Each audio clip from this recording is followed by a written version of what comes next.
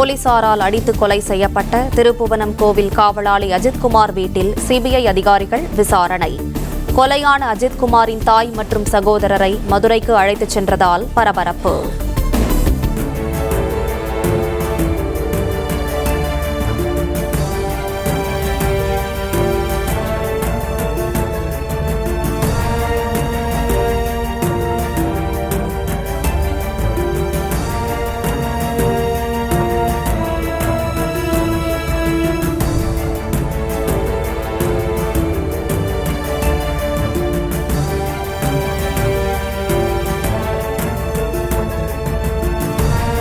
Play store மற்றும் app ஸ்டோரில் இருந்து பாலிமர் செயலியை QR கோடு மூலம் பதிவிறக்கம் செய்யுங்கள்.